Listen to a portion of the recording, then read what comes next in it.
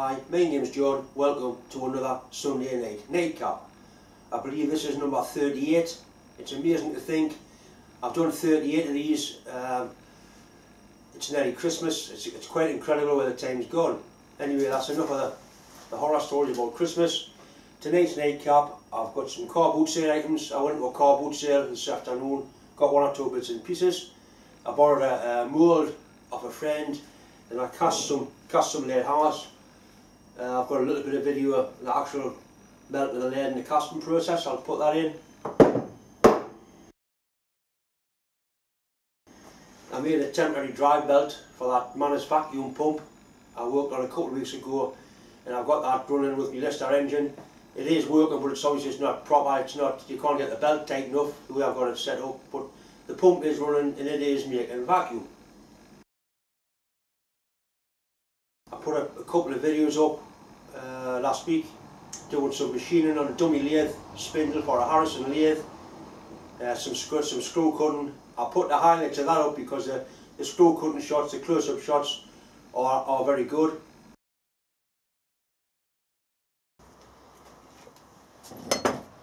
I borrowed this mould of a friend of mine. It's a mould for making lathe hammers, self-contained mould. What you do, there's a bit of pipe goes into the handle with the end, swings over, that clamps shut. You melt your lathe in there and you tip it up and you get a nice lathe hammer. I'm wearing gloves because the mould's hot, because I've just had a bit play with it. You'll see later we'll wear proper safety gear when we're playing with mould and lathe. Right, the first thing we need to do is squash the end of the tube like that. If you don't squash the end of the tube, when you tip the lathe will piss down the tube and run onto you. Not good. Also, squashing the end of the tube like that stops it from pulling out of the hammer head when it's cast. So you squash it flat in the vise. Right, so that goes in there. The mould's clamped shut. It's designed for 3/8, like 3/8 steam pipe, 3/8 gas pipe or whatever. I've got some stainless steel tube, just the right size. Just going to use a propane torch to melt it. Melt the lead in there. Once the lead's molten, we'll pour it in and see what sort of result we get with a hammer. Right, as you can see, I'm wearing proper gear. I've got my welding jacket on, welding gloves and a face shield. You do not want molten lead on your skin. It'll go straight through to the bone and it probably won't even stop there. Lead melts at 350 degrees centigrade. Skin melts at a much lower temperature. So please, if you're going to play with molten lead, wear sensible safety precautions. The other thing is, molten lead gives off nasty fumes. You can see my shop's well ventilated. You don't want to be breathing lead fumes in. It doesn't do you any good. You don't go to hospital with a bad chest and they say, oh, have a bit breather, this lead fumes, it'll make you better. It's bad for you. Proper safety gear please, and don't breathe the fumes.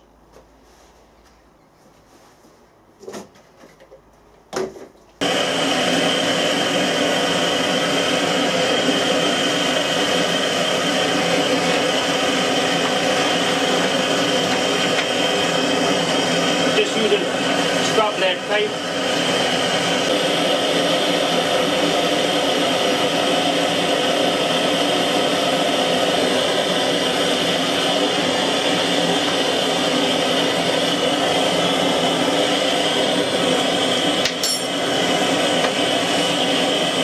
Make sure the lead you put in is dry. Any water there will flash to steam and you'll have lead rain everywhere.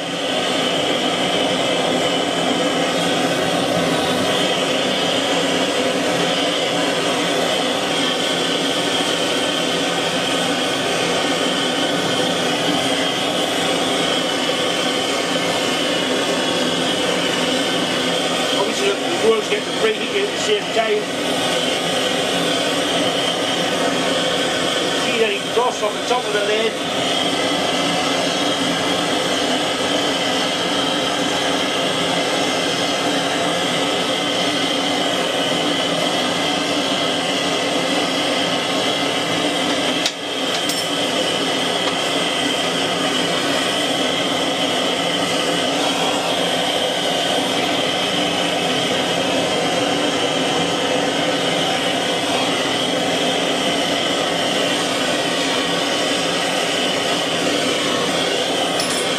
that's nice and clean, nice and hot. Here we've got our face shield on, our gloves on. Tip it back and the lead runs into fill the cavity up. See that full or it's cooled off. I can't think it might have cooled off. We'll let it cool down and see, but I don't think that was very successful. Be a bit like that bastard there. Right, we'll open it up and see what sort of result we've achieved.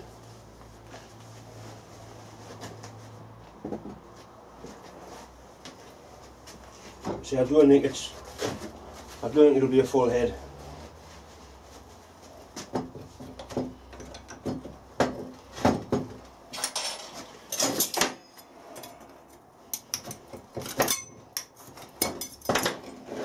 Well, it might be.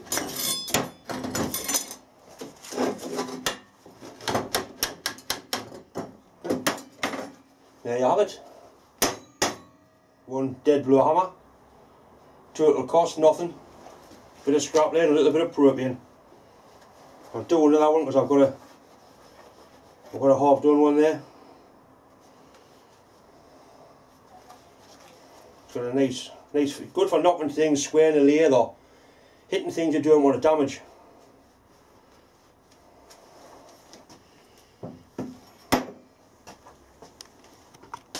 These are today's car boots items. I wasn't a great lot there. There's a sparker there for lighting the welding torch. I've not got a light in my pocket since I stopped smoking. I'll take that to work, hang it on the bottles, that'll be very handy. 2 pair of wheel grips. They're actually vice grips, and they're probably the best of any type of self-grip wrench vice grips, very good. And a brush, probably for sweeping things down. Ideal for either my lathe or the wood burning stove in the house, I'm not sure which. Anyway, for that lot there, I spent a total of £1.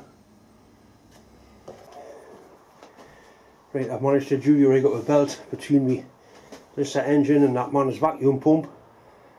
I'll set that away and have a bit play with that.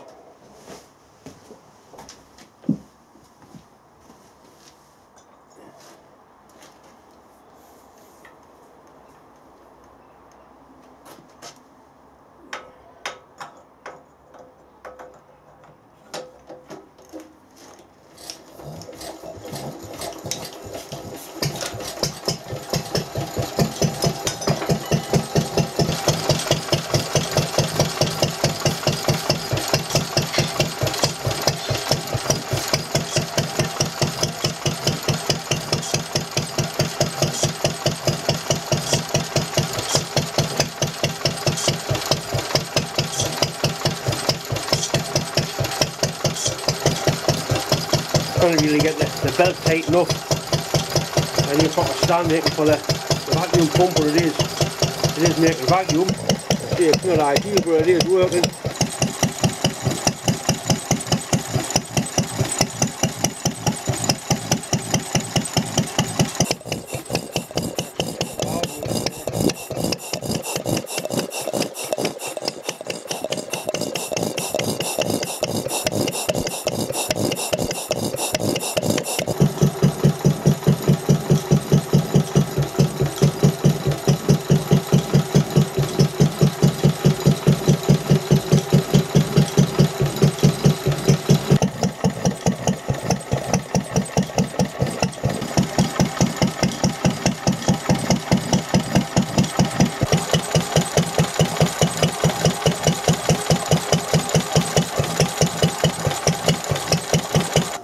Friend made this for us. It's a chuck board for the lathe. Goes on the lathe bed, protects the lathe bed when you hack saw and you're changing the chuck. I've used a bit of wood for years. This is actually a purpose made one. It's even got a curve in the wood to stop the chuck from rolling off, which I thought was quite a nice touch. I'll put it on the lathe and show you how it fits on. It's very simple. This is the board I normally use. I think I've gone through maybe 3 boards in the last 20 years.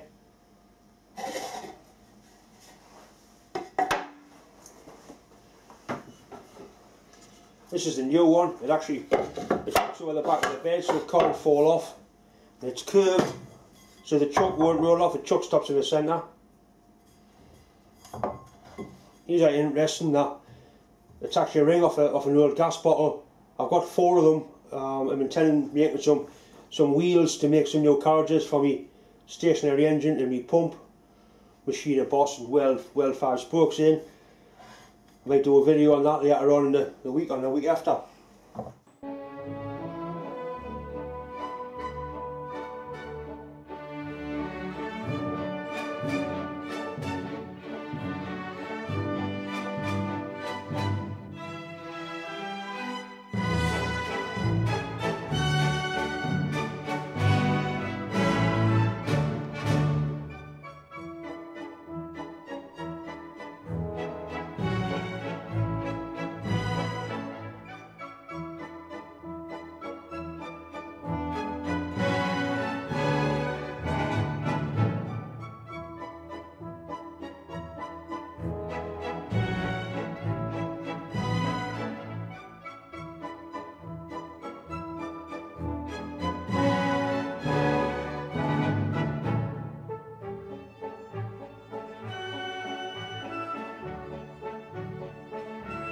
How's about that then?